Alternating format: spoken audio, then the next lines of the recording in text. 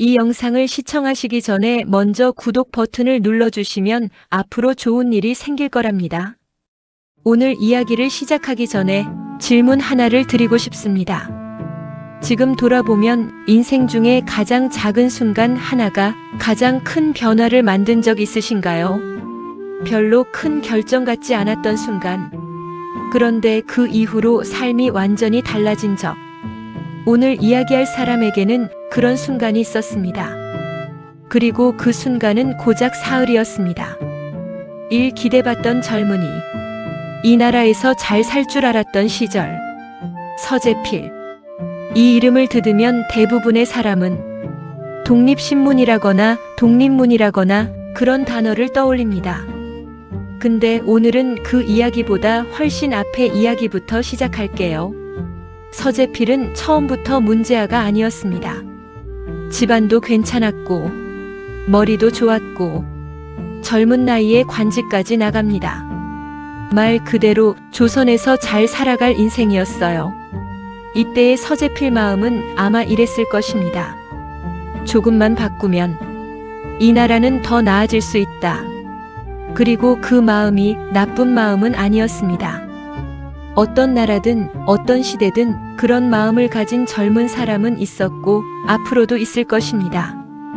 아직은 떠날 이유도 없었고 버릴 이유도 없었던 시절. 이 시절의 서재필은 그냥 평범하게 좋은 인생을 살아갈 수 있었던 사람이었습니다. 이 너무 빠른 선택. 사흘이 인생을 바꿨다. 근데 그 평범한 인생이 어떤 날 갑자기 끝나는 것은 아니었습니다. 오히려 그가 원했던 방향으로 움직였는 데가 문제였어요. 1884년 갑신정변. 갑신정변이란 무엇이냐 하면 조선 내부에서 나라를 바꾸려는 시도였습니다. 서재필도 거기에 참여했어요. 그리고 이 정변은 사흘 만에 끝났습니다. 사흘. 딱 사흘이었어요. 여기서 중요한 건 배신자냐 혁명가냐는 건 아닙니다. 너무 젊었고 너무 빨랐다는 것이요. 세상을 바꾸고 싶다는 마음이 현실보다 앞서버린 순간이었습니다. 그리고 그 사흘이 지나면서 서재필은 조선에서 살 수 없는 사람이 됩니다. 생각해보시면 우리 주변에도 비슷한 이야기가 있을 것입니다. 무엇을 하려고 했던 건데 타이밍이 달랐던 것, 아니면 주변 상황이 달랐던 것. 그 하나로 삶의 방향이 완전히 달라진 경험. 서재필의 경우는 그것이 나라 규모의 일이었던 것이었죠. 이때부터 그의 인생은 선택의 대가를 평생 치르는 삶이 됩니다.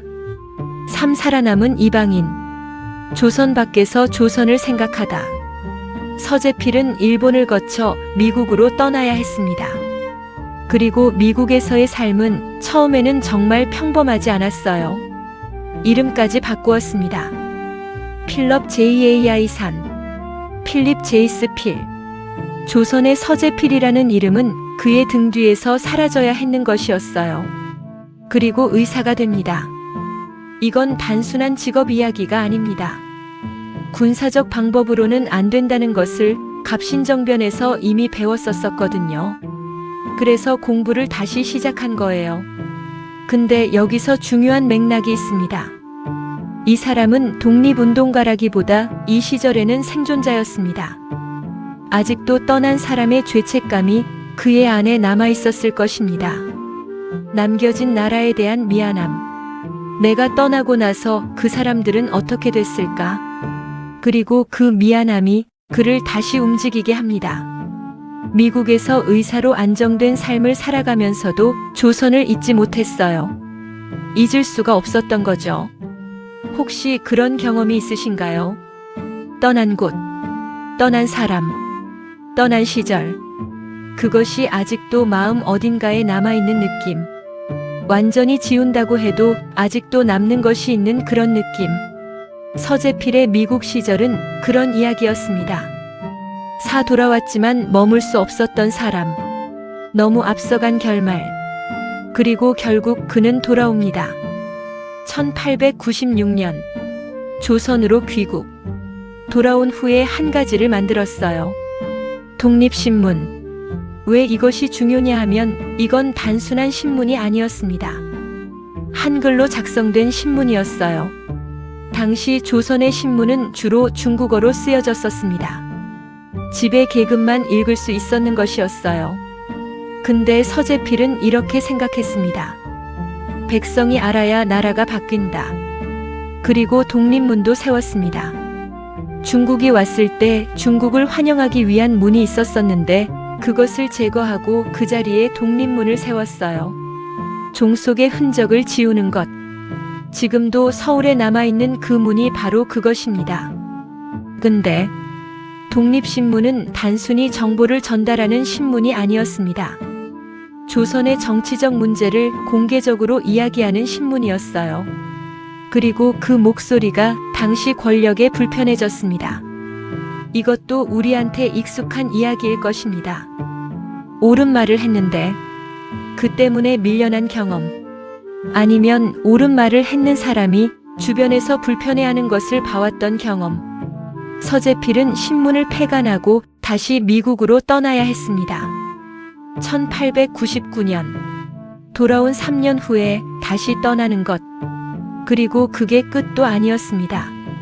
조선은 1910년에 일본에 의해 점령됩니다.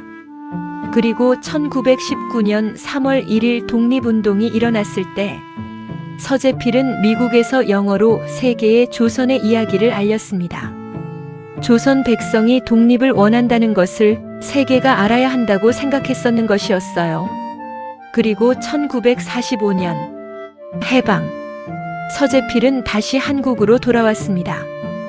71살이었을 때요. 근데 얼마 지나지 않아 다시 떠나야 했습니다. 당시 정치적 상황이 그를 받아들이지 않았었는 때였어요. 그리고 1953년 미국에서 생애를 마쳤습니다. 서재필은 이러한 사람입니다. 잘 살 수 있었던 사람. 근데 너무 빨리 선택한 사람. 밖에서 나라를 생각한 사람. 그리고 돌아왔지만 머물지 못한 사람. 이 인생은 성공담이 아닙니다. 영웅담도 아닙니다. 옳은 말을 했고, 옳은 방향으로 움직였고, 근데 그 모든 것에도 불구하고 그는 나라에 들어갈 자리가 없었던 사람이었습니다.